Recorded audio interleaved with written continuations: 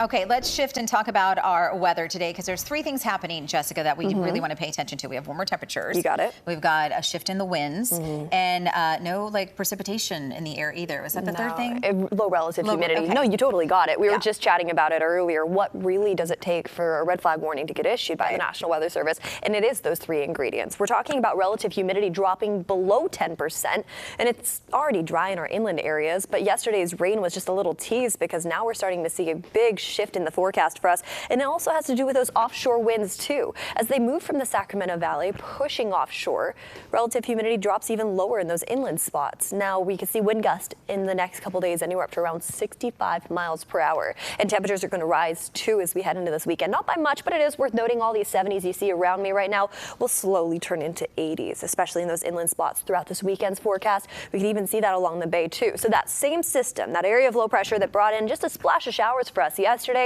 is also a driving factor as to why these winds are so sharp as they move in from our inland areas directly from the north as we head into the coming days. That sandwich with high pressure kind of moving from the shoreline, that's going to warm us up, but it's going to dry us up too. So here's what we're looking at. All throughout the Bay Area, we're under a red flag warning starting at 11 o'clock tonight, lasting until 5 o'clock on Saturday. That and a wind advisory has also been issued for the inland areas anywhere from Santa Rosa up into those hills near Napa and Sonoma, stretching off into those East Bay areas.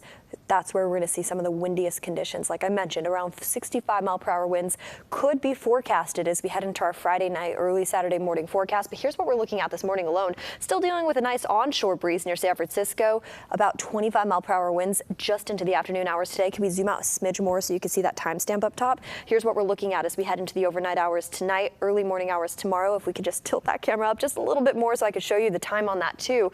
This is Friday, just into the early morning hours. Winds starting to move offshore at that point, anywhere from 30 to 40 miles per hour in those inland areas. So lots to do with the wind when it comes to this red flag warning.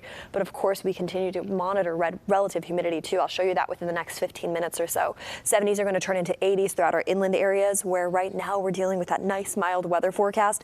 By tomorrow, it's going to feel and look a lot different as we head outside, especially in those afternoon hours. The Bay forecast holding on tight to 80s for Saturday, but then we see that marine layer return as we head into early next week. So cloudy skies are forecasted into early next week with 70s returning as well, Gianna.